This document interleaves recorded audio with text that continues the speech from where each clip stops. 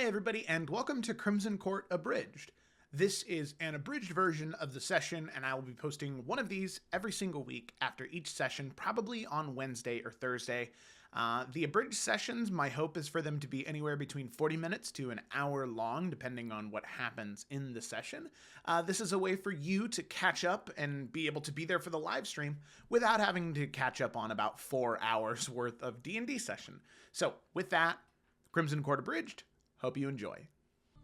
Welcome to Roll with Advantage. Very excited to be back for today's episode of the Crimson Court. Let's go ahead and dive right in. As all of you depart from the Keep of Dragon's End, you make your way throughout Crown's Rest and eventually to the Upper City Harbor. As I recall, the shopping has already been done. We decided we're going to take a ship, and everyone's going to have their own private cabin because no one in this party should really be sharing a room right now.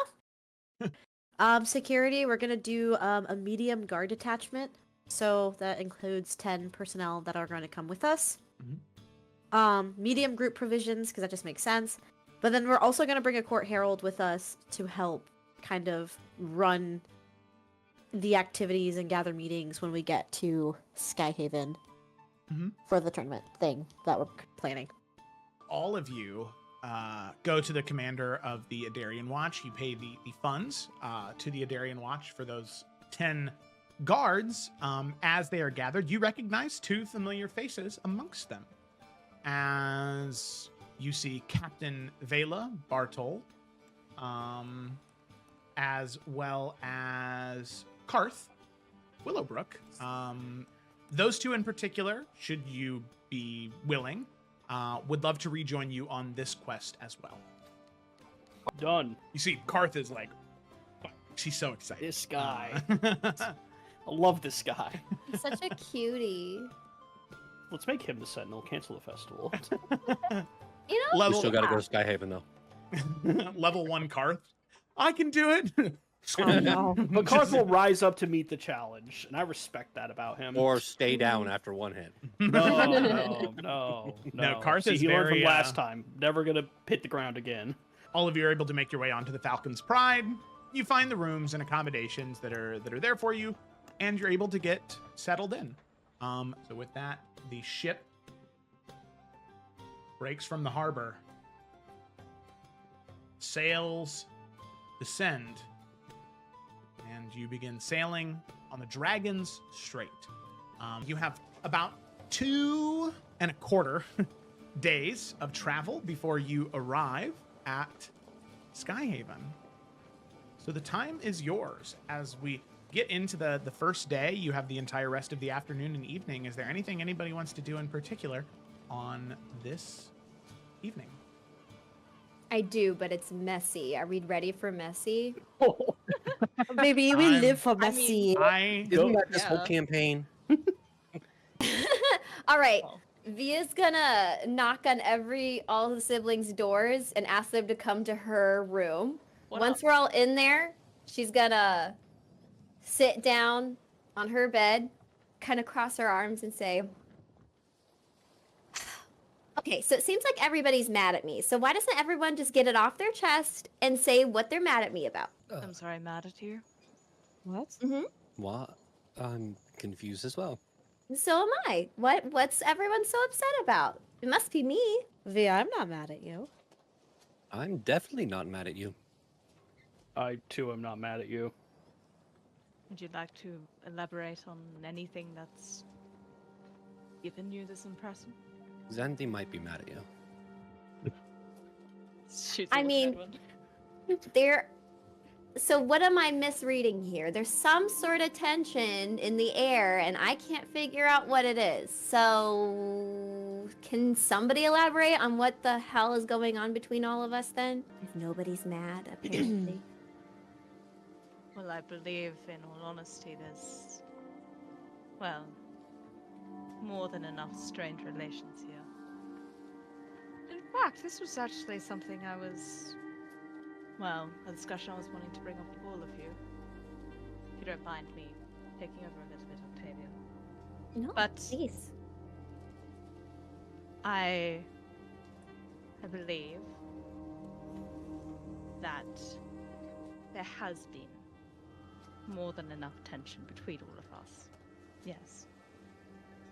And from what Father was saying earlier, he wants all of us to get along. And so it'd be right for all of us to listen to that. And us, as a king's hand, to be able to present ourselves as stronger than we currently have. More unified, yes. We do ourselves and him no favors in always bickering all the time and always trying to speak over and criticize one another, as I'm sure you'd all agree. And, as you know, I only want the best for our house and for the future of this kingdom. And so I think Octavia is right in the fact that there is some air that does need to be cleared. And so I think, as the elder sister, I will take on that magnanimous responsibility to do so. Now that Octavia has so warmly brought it to all of our attention, yes? And so, to start, I understand that a lot of you were upset at my little meeting with Otis. But I believe that we can all move past that. I will say that I was simply just trying to spare you all from needless detail and technicality and politicking. It was important that that petition came in strong, and strong it did, and the houses agreed to it. That was simply my goal in that.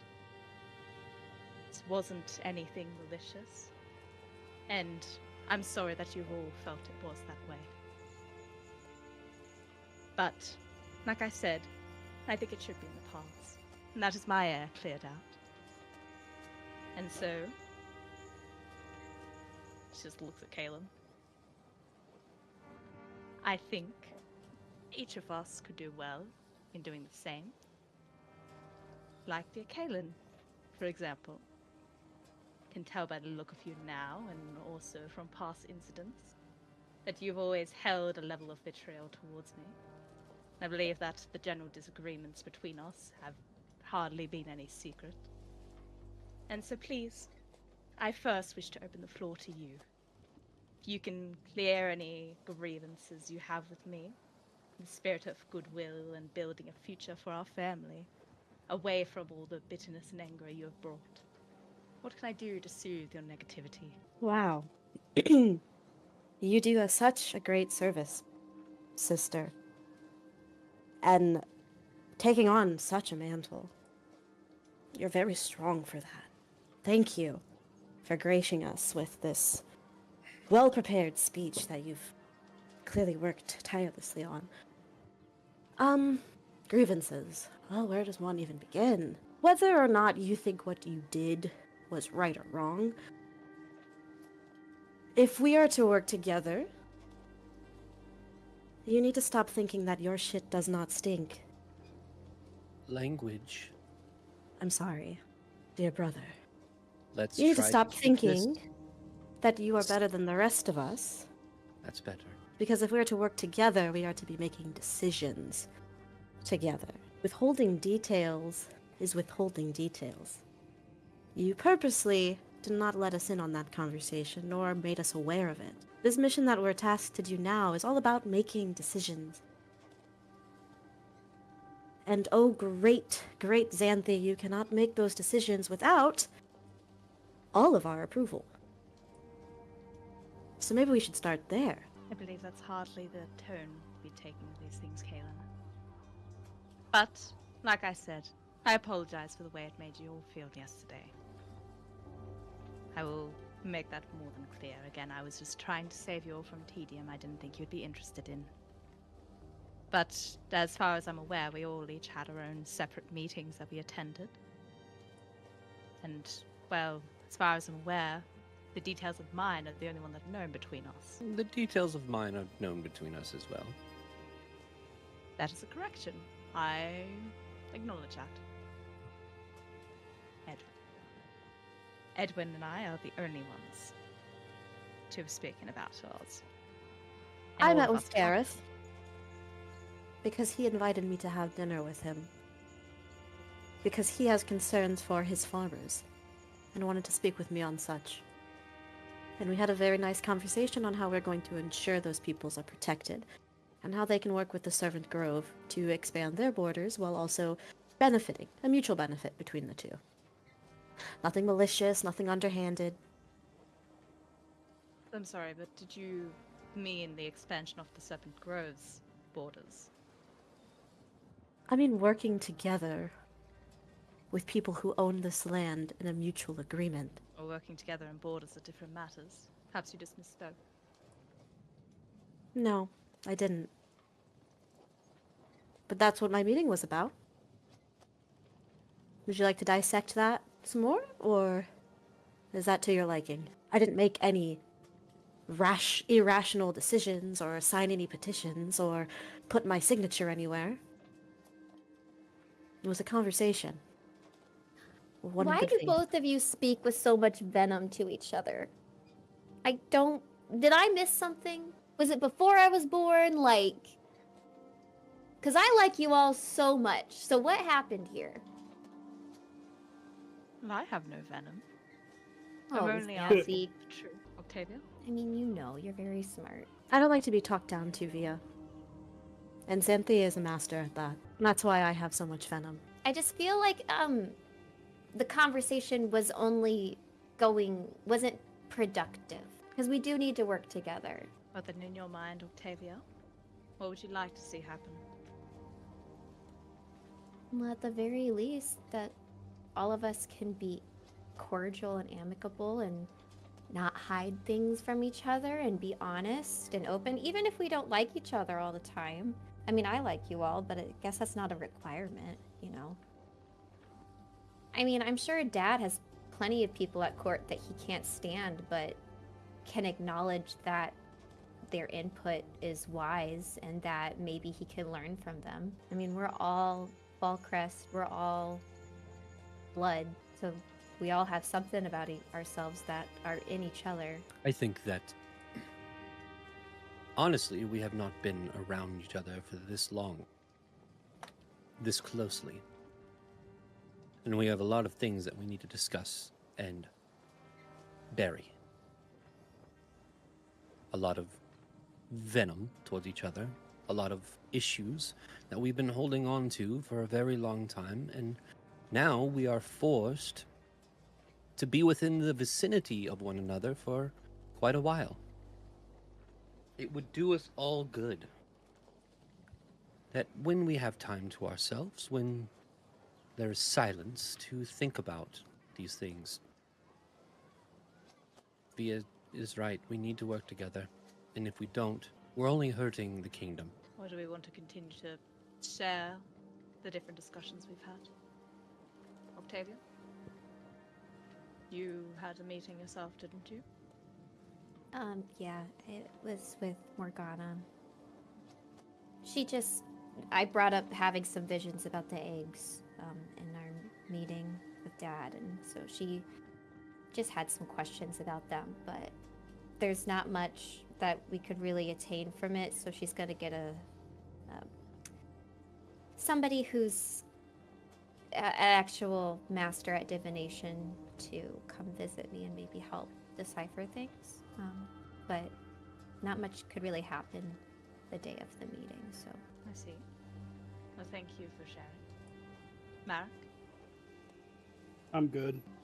I think we've all had a lengthy discussion at this point that there is no I am good for these things. And yet I am.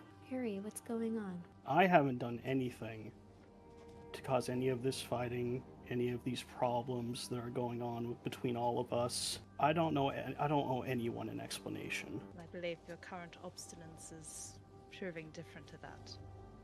Each of us have now talked about what we've been getting up to this past week, and yet you are unwilling. Well, if I thought highly of what you said, maybe I'd listen. And once again, this is the vitriol I simply ask for all of us to avoid. I do try with all of you. Believe me, I do. Xanthi, you got caught, and now you're using this to try to get information to your advantage. Again. That's all this is. You don't care. You're not interested. You're not curious. You want to take away any advantage someone might have. That's all you're doing. We all know it. You didn't do anything for us. Again, my meeting was in the manor. I was not trying to hide it from any of you. Yeah, I heard you the first time. We all did. Anything else? I would like to re-emphasize the fact that if this festival is going to happen, if we are going to get a new sentinel for this kingdom, something that is gravely important that I hope I do not need to tell everyone here why, we need to work together. And that means dropping whatever this attitude that has taken you is, Marek. I don't think any of us said we weren't going to work together. I think that, and correct me if I'm wrong, Merrick, you are willing to help make sure we find a sentinel fit for our kingdom. Of course. And there you go. I do believe that all of us are capable of being cordial and civil, even if you don't think that's possible for some of us, Xanthi. We know how to behave ourselves in court. We know how to handle meetings. I think that if everybody here is in agreement that, obviously, Rainier is incapacitated right now. And the state of our realm is incredibly important. And we are not dumb, we're not idiots, we know that. So whatever petty disagreements that we might have with each other, I am more than willing to set that aside for the betterment of our kingdom. And I didn't hear anyone here say otherwise. Surely I'm not the only one that takes issue with the fact that Marek is unwilling to share anything with us. I do think from this point forward we all need to be honest with each other. That includes you, Xanthi. I've been And that Marek. honest. Now you have. I also agree that honesty and just transparency is gonna be best with our situation that we're in if we need to work, as a unit. But Barry, do you need a second to take something in? I'm fine. Well, if you're not ready to share right now, we can give you time. Like everyone in the room looking at Merrick right now? Yeah, basically. It's kind of sus, Yeah. not gonna lie. Yeah. I mean, you Yeah, were the I one get- talking too, so like it's respectful. Well, Via was actually, but To Merrick, though. So It was like a yep, Mary, Mhm. you know.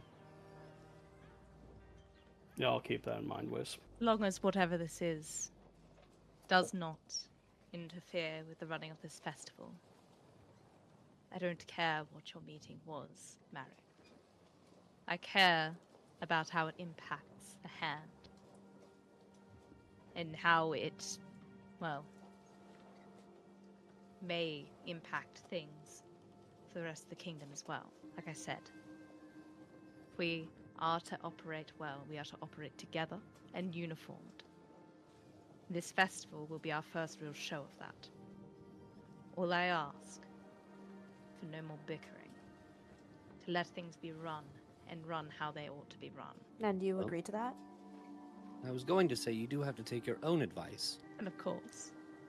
But as Father said, I will be the one in charge of making sure this festival goes smoothly. And it has to pass through Edwin for financials. It does.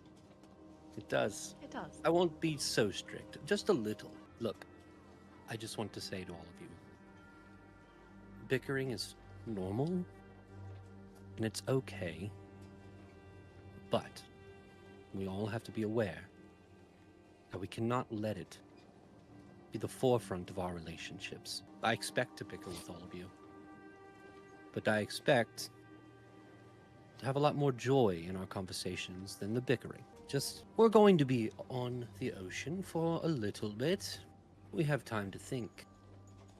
Use this time wisely. it would be also nice to present a unified front since people are noticing how much we're fighting.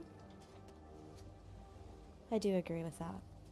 And a follow-up, if we are going to fight, let's do it not in front of people. I can also agree to that. I will apologize to you all. Kaylin looking at everyone but Xanthi. I realize that sometimes my temper can get the best of me. And sometimes I can say things that are very hurtful. But I do that because I am extremely passionate about what we are doing. And I am extremely passionate about what I am doing. And who I am. And I understand that not everyone appreciates that, or likes that, or cares about that, but I do. So I will be mindful in how I speak in public, especially. Your mindfulness is noted and your apology recognized. Halen. I'm also sorry. I know no one said that they were mad at me or anything, but I too am sorry. I know I contribute to the messiness. I tend to be the one to start the tough, at least tough group conversations. So I just really want us to be okay, really badly. Yeah, I fear that if you didn't do that, we wouldn't have those conversations at all. So, apology accepted, but with the caveat that it's not needed. And now it's time for everyone to say they're sorry, right? Right. I will say I'm sorry, but I don't know what I'm sorry for. It's not a good answer. I know. I think we've already had a lengthy discussion about mistakes, especially in sharing of information that you've had already, Edwin. I will be more I believe we upfront can in the be- future. Yes, you can be forgiven for not having something to share at this moment. I can Now- recognize that I do not. I have a hard time making decisions. So for that, I am sorry. And now someone else should go before I pick someone. America's the only one that has not shared yet, as far as I'm aware. Like I said, I've done nothing wrong and I have nothing to apologize for. Well, perhaps once you're finished brooding, brother, then we can come back and share. Well, perhaps we should spend the rest of the evening on our own. And sometime tomorrow we can come together to start planning our event. Seems some space would do everyone good. I will invite everyone in about 2 hours up to the top to watch the sunset, but you'll know where to find me. I'll go. I'll be there. Maybe we can have a picnic. Ooh, yes. We can play I Spy. Ooh, might be hard on the ocean. We'll Well, try. we could see what shapes the clouds are. Love that. Let's all get some fresh air. And take some space. Yes, well, meeting adjourned, I suppose, everyone. This is my room, so everyone should go file out, yeah. Okay. Oh. As Oh, we're wow. leaving, Edwin kind of stays behind after everyone's gone and just says to Via, "It was a conversation that needed to happen."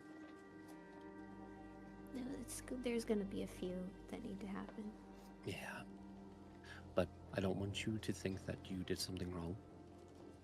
Or this was necessary. Oh, no, I said that in order to take the edge off so everyone could start admitting what they did. Not that I'm perfect. Very or good anything. strategy.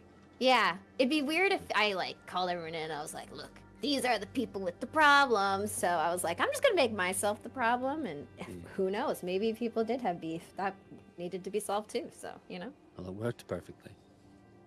No, it didn't, but it worked. Not perfectly. Well, I'll see you in 2 hours. Yeah, see you at sunset. All right. And then Edwin walks off. Okay, sounds good to me. So everybody files out of Via's room. You are left alone, Via, in that moment. As everybody leaves and the door kind of shuts, as Edwin being the last one out, what does Via do in those next few moments after going through that conversation? Screams into a pillow. And some frustrated tears start to well up, but then she just kind of presses her eyes and rubs her forehead. And then looks to Fiddle. I just don't get it. I don't. but it's fine. I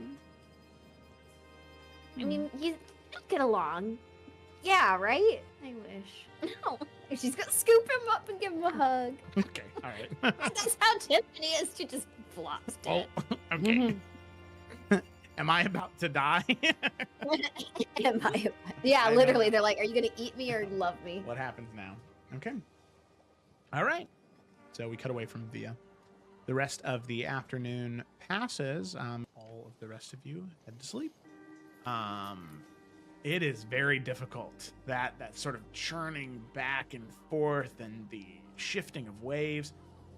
The sleep is not nearly as restful as you'd like, but sleep does find all of you, and the sun rises the next morning, and you have one more day of travel as we get to the 28th of September. Is anybody above deck?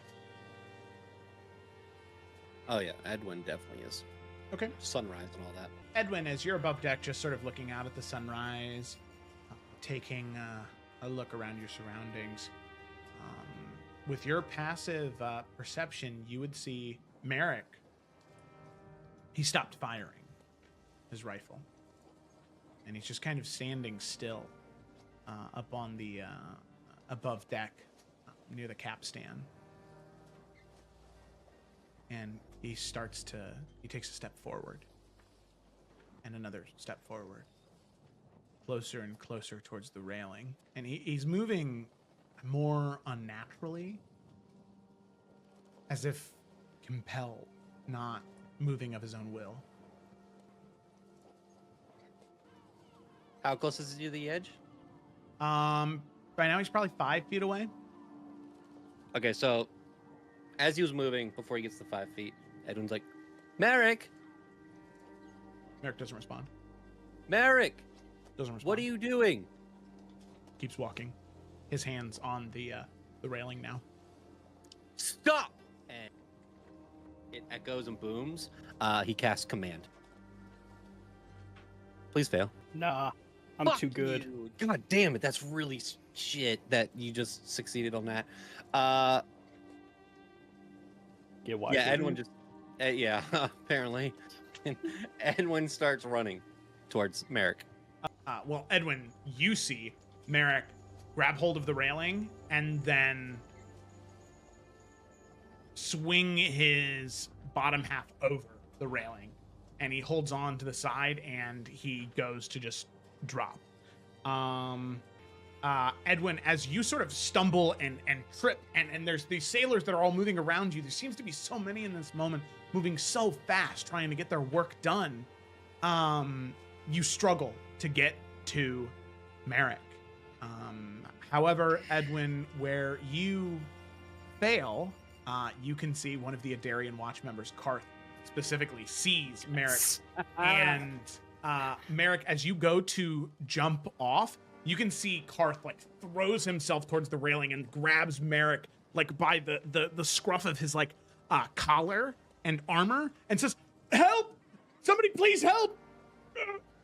Yeah, Edwin gets back up and just runs over. How far away is he? Like, is he good enough to just get over there and help? Or Yeah, probably. Yeah, you could get over there now that he's like stopped. However, you can see that as Karth grips hold of Merrick's cloak and sort of the back of his armor, you see Edwin, as you're running up, you see Karth's eyes sort of go, like his pupils dilate incredibly wide for just a moment as he sort of reels and shakes his head. As Edwin, you get up there, and Edwin, as you grab onto Merrick to pull him back, Edwin, you hear this low, like undulating, deep, resonant song. This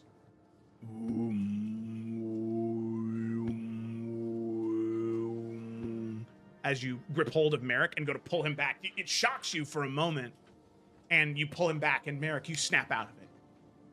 You can see that Edwin and Karth are like holding you down on the deck as sailors are starting to run and gather around the three of you now.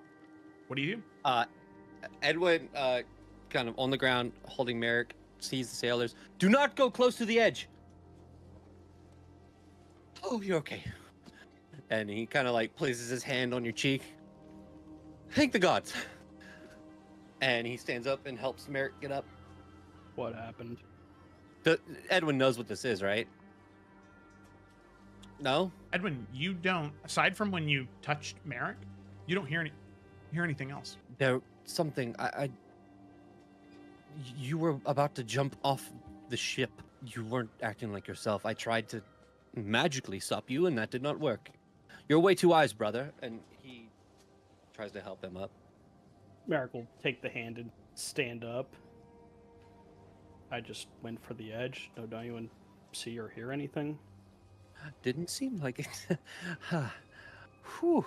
Thank you, Karth. Of course. And he kind of stands for a moment. And he You moves. all right, Karth? Yeah, you see him kind of like stutter as he stands up. I'm fine. I just I thought I heard something. I'm gonna go lie down for a moment.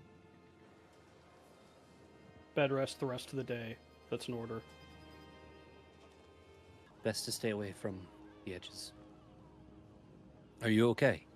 I'm fine. Just, I imagine since Merrick just has that lost time, it's just kind of one of those things where even though he's back, he just kind of feels like, ugh, you know, something just doesn't feel right. Yeah.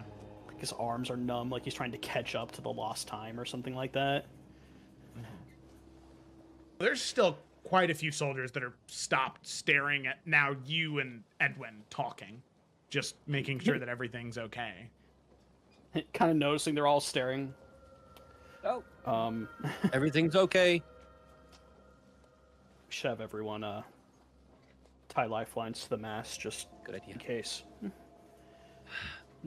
Non-necessary personnel should stay below deck. You handle the front, I'll handle the back. Letting people know. Yeah.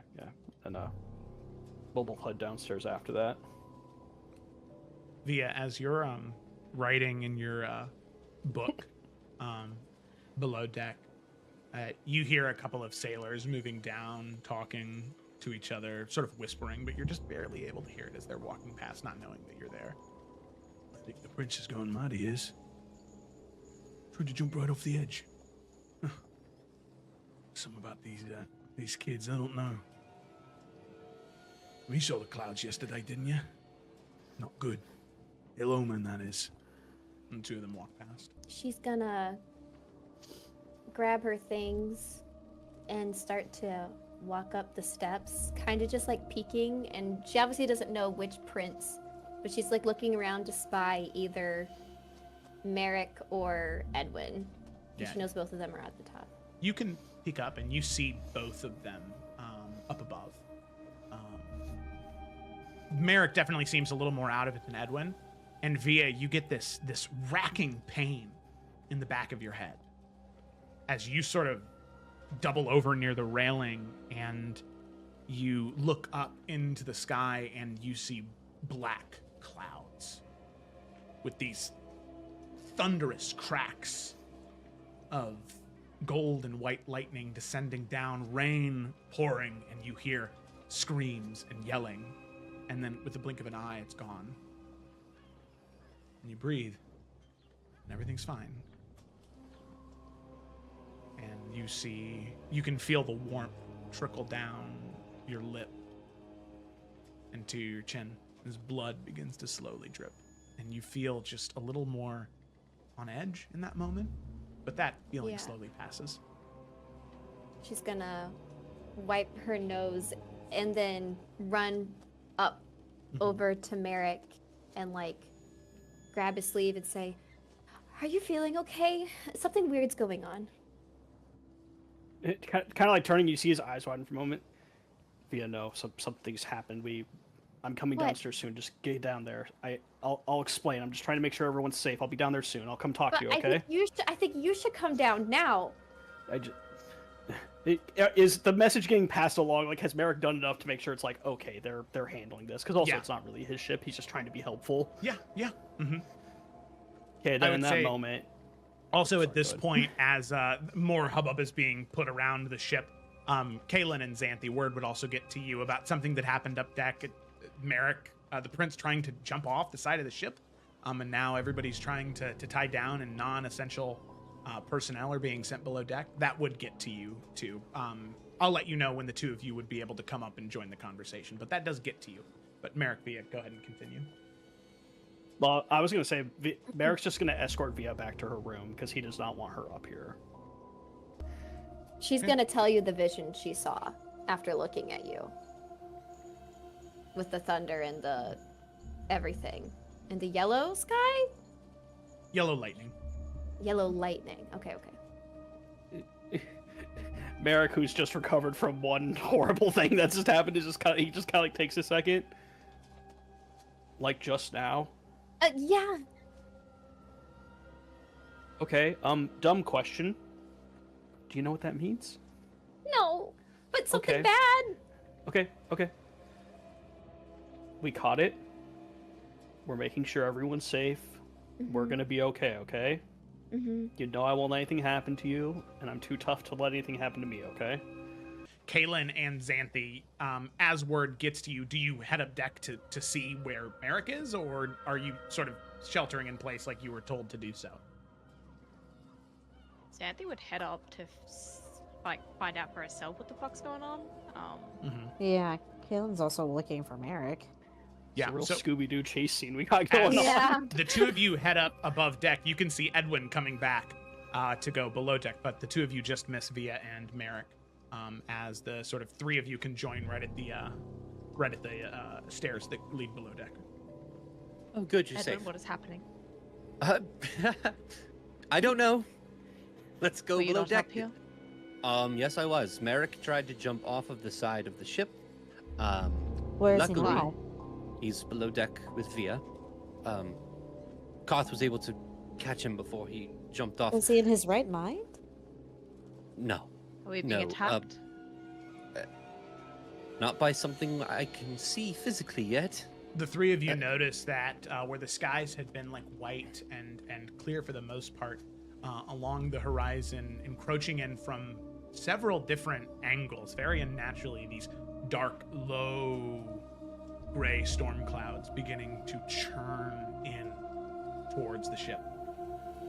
Let's go below and discuss further. Let's go find Merrick and Via.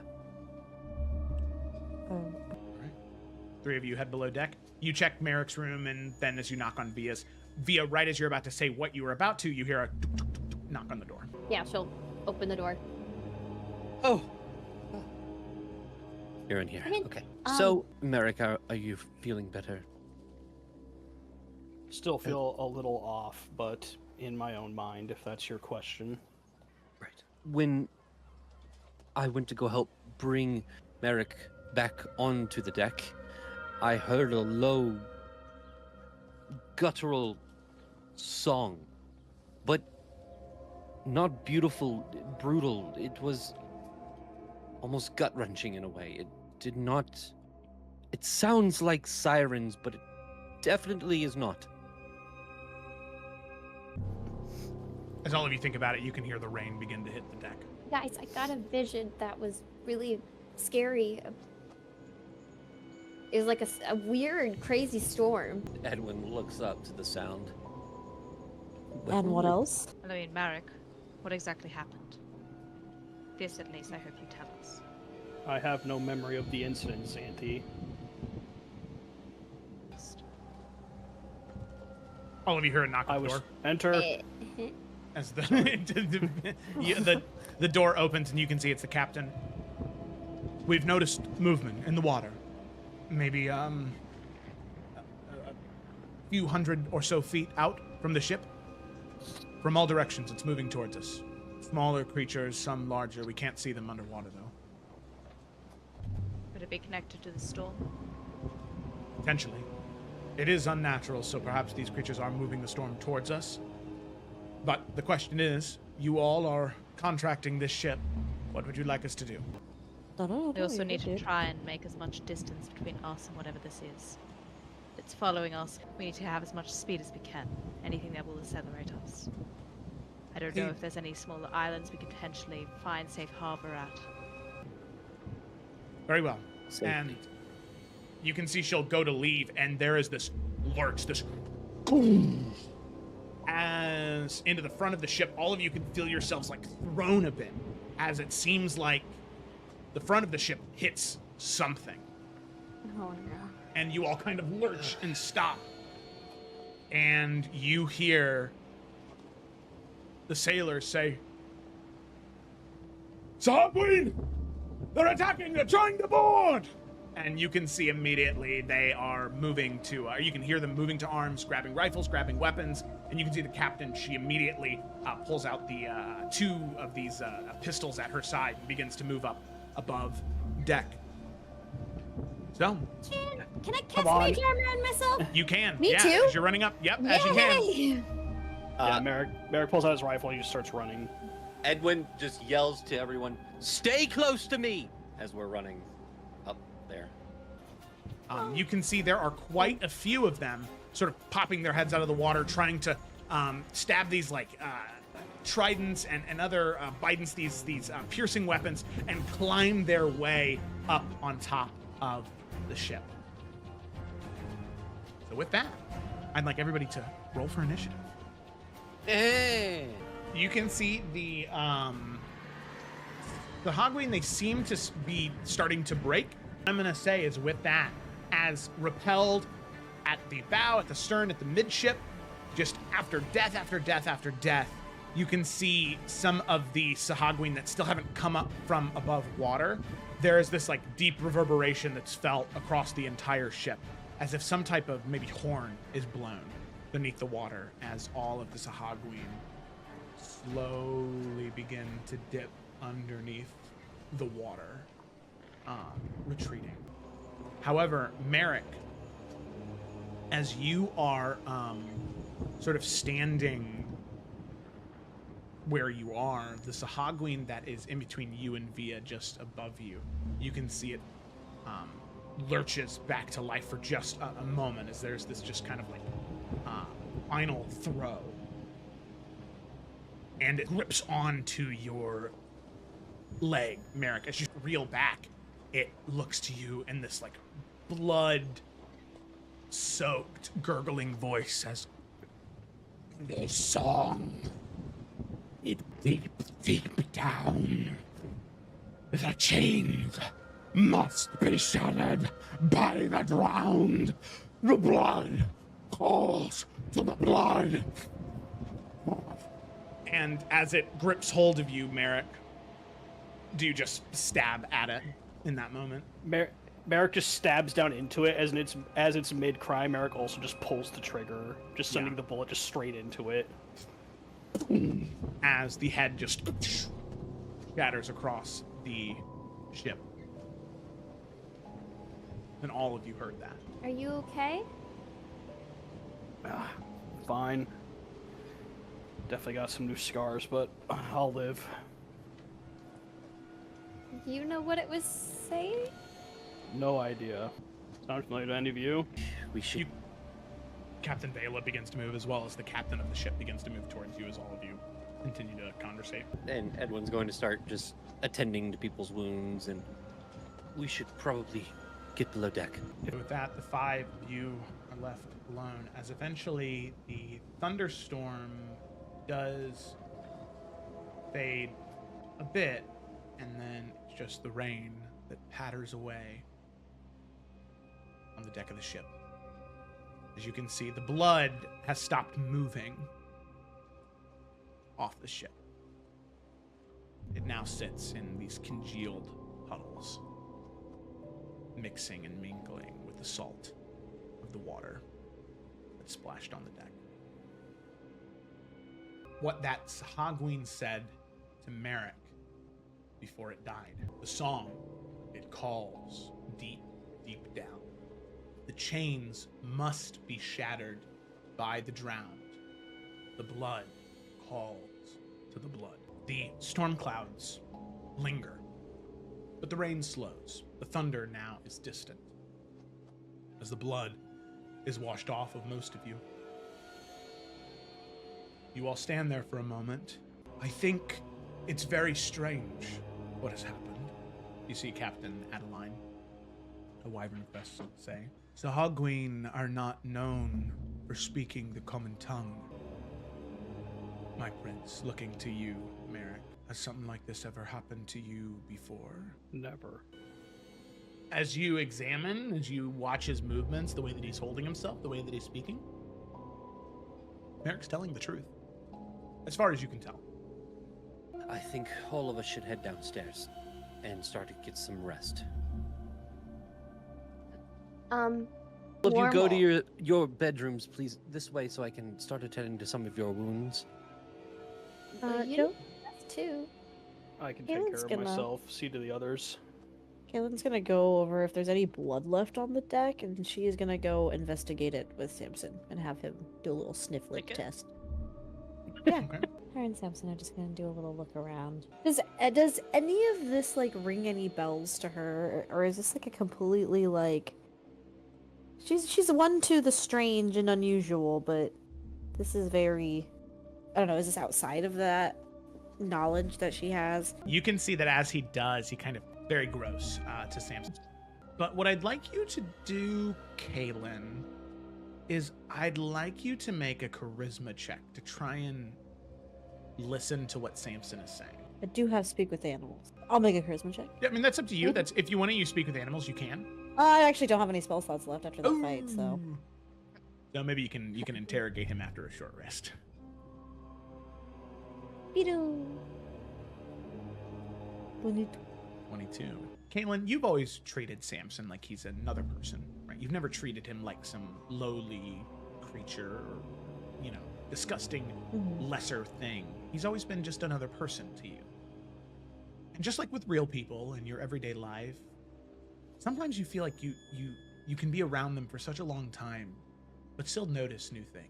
Samson's tales have always been, tales. There've always been two of them.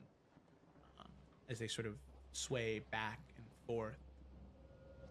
But there's something you don't know how recent it is, how new it is, but one of them seems just a little more opaque. As if it's not fully here, as if its attention is elsewhere. It still sways with the other one, but the two seem to be divided. And as you look at Samson and you see that, it seems as though as when he tastes that blood, the white parts of his fur, you can see they are a little bit more opaque. They're not here as much. They're somewhere else. And the black parts of his fur are here, grounded in the material plane. As he tastes the blood and spits it out, he looks to you. Concern on his face, very clear. And he says to you, or the vibe that you get from him, is harm to souls. All right. Enough of that. Let's leave this be and get someone to clean it up. She's gonna scoop up Samson. Okay. All of you take the rest of the afternoon and evening just to rest and reflect. Okay. So you will be arriving in Skyhaven tomorrow at around midday. Is there anything anybody wanted to do in the rest of the second day? If not, no big deal. In the morning, yeah, as you're approaching Skyhaven, yeah, at that point the skies definitely do clear, and the rain no longer present. Okay. You're back to sailing like normal. With that, all of you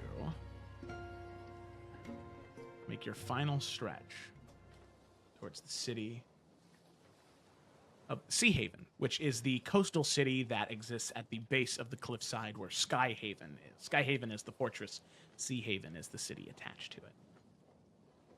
But after several more hours of travel, eventually you begin to see it on the horizon. Seahaven, nestled at the base of Skyhaven's imposing cliff. A crescent-shaped harbor protected by stone breakwaters, which are topped with these watchtowers So the air, as you approach Sea Haven, it carries this mingled scent of salt, fish, and pine from the nearby forests. Rising to the top of the cliff, you can see Sky Haven. The keep, it rises from the very mountain itself. Its wall seemingly an extension of that gray stone cliffside. Multiple towers of various heights thrust upward like spears against the sky. You can see covered walkways, fortified parapets, and the central keep stands tallest. Its windows gleam in the daylight like watchful eyes. Falcon banners snap in the constant mountain winds, and the famous Eagle's Gate, a massive entrance carved to resemble an outstretched eagle, its wings, stands open only in times of peace. And then there is a narrow, winding path carved in the mountainside that provides the only land access, making the fortress virtually impregnable. However, it was not always that way. As that is not exactly where we're going to end tonight's session. We are going to jump back into the past. To the city of Skyhold, within the keep, at the celebration of Landor Falkrest's 80th birthday, the previous Lord Paramount of House Falkrest, renowned adventurer, warrior, one of the greatest Falkrests to live. The grand feasting hall of Skyhaven Keep, it is resplendent in this current moment. Vaulted ceilings support these massive stone arches carved to resemble falcon wings. Dozens of floating mage lights illuminate the ancient tapestries depicting House Falkrest's greatest triumphs. There's this grand silver chandelier crafted from the weapons of fallen enemies. It casts dancing lights across the faces of Adaria's most celebrated heroes.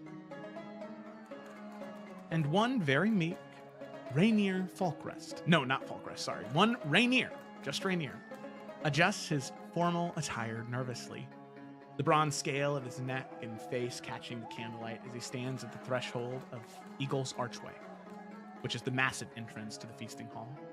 It's adorned with falcon motifs and ancient runes. I mean, he seems dwarfish next to this massive entryway. Around him, the young Lord Dragonborn arrives. the voice booming cuts through the din of conversations. Landor Falkrest, Lord Paramount of House Falkrest, strides across the hall with a remarkable vigor for a man celebrating his 80th year. His silver hair crowned with a traditional circlet of amber and iron, and his weathered face breaks into a genuine smile. Lord Paramount, Rainier bows deeply. I'm honored by your invitation. Nonsense, boy! Landor claps his shoulder. The honor is mine. Not every day I get to host a hero who held the Western Pass during the breaking of the dawn. 3 days against those shadowy creatures, wasn't it? Rainier's scales darken slightly with embarrassment. It was 2 days, my lord, and I wasn't entirely alone. Always modest. Landor laughs and raises a goblet. House Falkrest can only do so much. It's because of people like you that the world is a better place. Those who do good not just because their name demands it, but because it's right.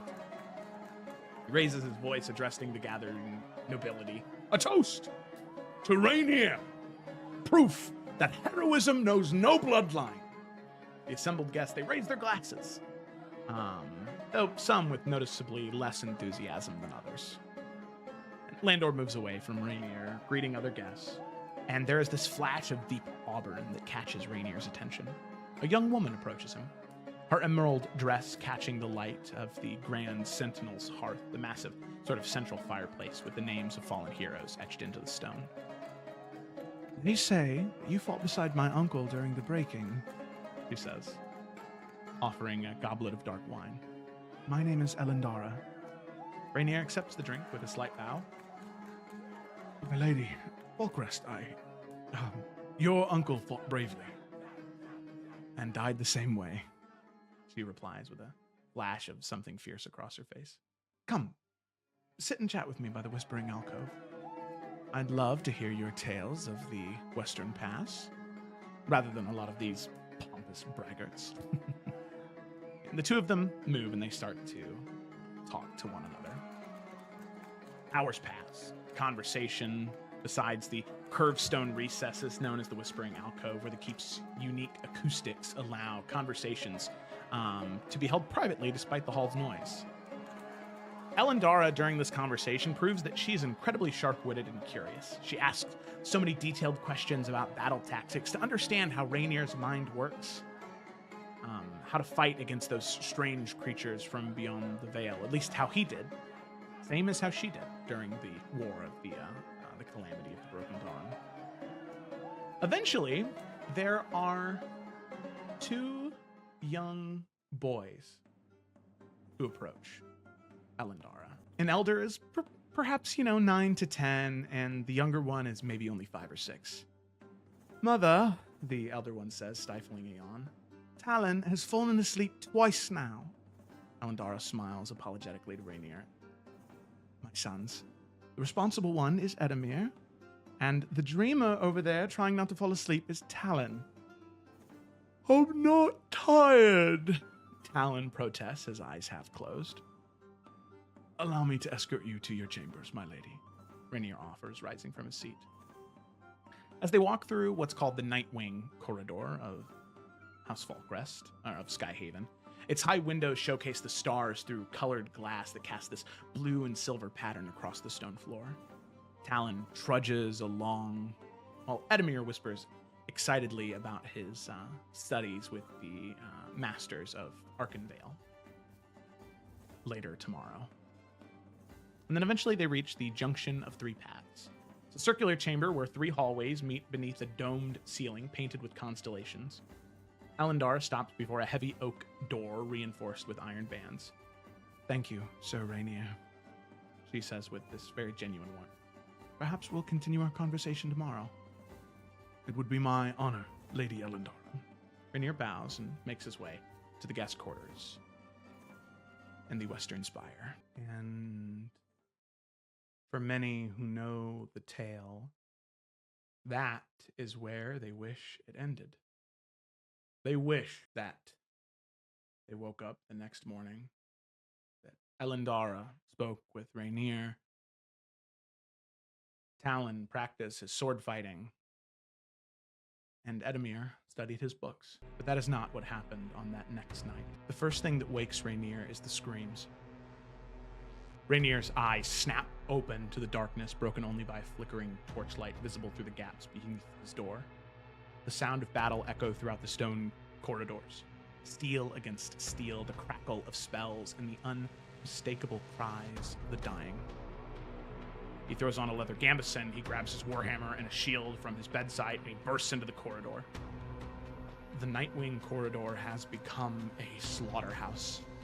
Bodies of Falkrest guards lie sprawled across the once pristine floor, blood seeping between those decorative tiles. The colored glass is shattered, leaving jagged edges that reflect the chaotic scene.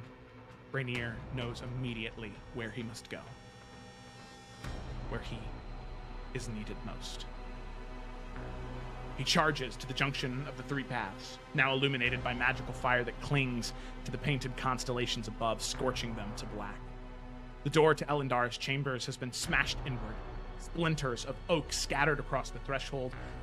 However, inside lies only a single body, Tyrek Reed, a vassal of House Draven and Elendara's husband, the father of her 2 children, a pool of dark blood spreading beneath him.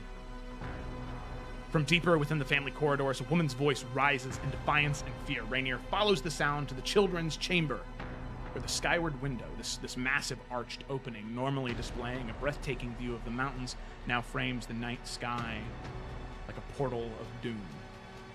Elendara stands backed against that window, Edamir clutched behind her, 3 figures in dark robes surrounding them, the sigil of House Draven emblazoned onto their crimson chest. Their movements are wrong, jerky, and unnatural. As one turns towards Rainier, he sees the face of a corpse. its eyes glowing with unholy light. With a roar that echoes deep from within the chamber, Rainier charges. His warhammer connects with the first cultist's skull, shattering it like brittle clay. The second attempts to cast a spell, its fingers weaving dark energy, but Rainier's shield crashes into its chest, sending it tumbling backwards. The third manages to slash at Elendara's arm before Rainier's hammer crushes its spine. As the last cultist collapse, Elendara sinks to her knees. Her sword and shield drops to the ground. Her last energy sapped from her in that moment.